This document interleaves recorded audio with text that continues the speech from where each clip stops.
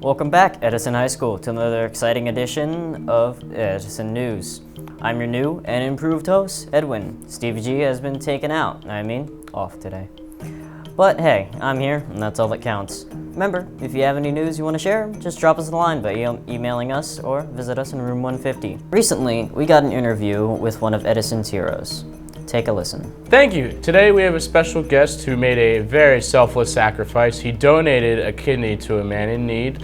It is Mr. Gross in room 132. He's Edison's very own special ed teacher. I want to start by contextualizing what happened for our students. So can you tell us briefly about the events leading up to the operation? A woman in our congregation needed a kidney. It turns out, and I was interested, I had given platelets for years, and it was a natural next step. And it turns out that I wasn't a match for her, and I explored the other options, and it just wasn't the right time in my life, other things going on, to continue the process.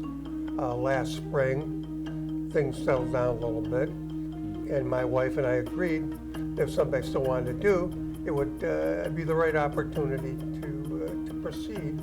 When you found out you were a match, can you take me through what you were feeling? What were those conversations like with your loved ones and people you needed to talk to leading up to that conversation? More of the decision-making process. Was it quick? You know, my wife was concerned about the risk. And as I learned, that the risk of donating a kidney for a bad outcome is there's a greater chance of having a bad outcome from an appendectomy or getting hit by a car. So once I put her risk at ease, that was significant. Through some of the emotional ups and downs,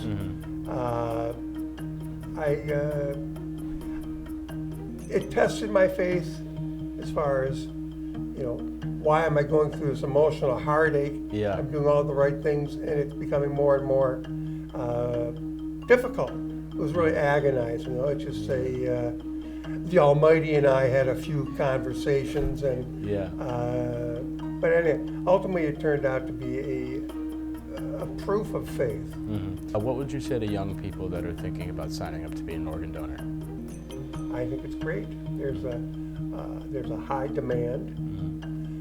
Again, the recipients, for every one donor, three recipients are in need of a kidney.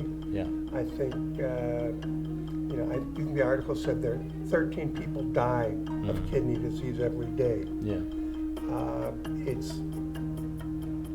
It's not without pain, but the pain isn't insurmountable. And it's the ultimate gift.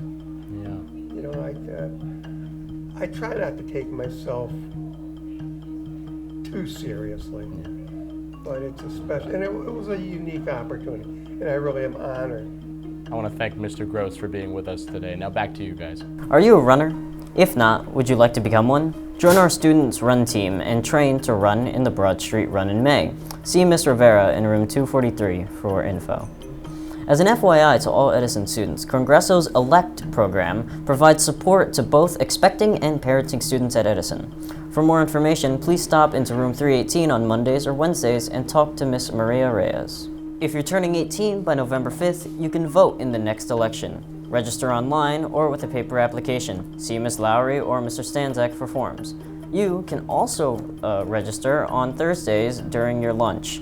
Voting, it's your right and your voice. Last week, two Philadelphia Eagles, Matt Pryor and Jalen Mills, visited Edison High School and gave the football team some much-needed new equipment. The football team also received free tickets to an Eagles game. Take a look.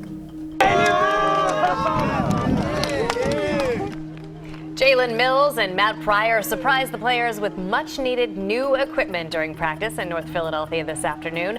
The squad received 50 new pairs of shoulder pads and practice pants, as well as new tackling wheels, shields, and cleats. I really feel like it's the little things that count. Not every school or community has anybody to really get back to them. So for us to be able to be involved with Santander and the Eagles, to get back to the community is a great experience. They personalized my name, Kitchens back there, number 8, because I'm a quarterback, number 8. I really appreciate it. Santander and the Eagles, thank you for donating this to us.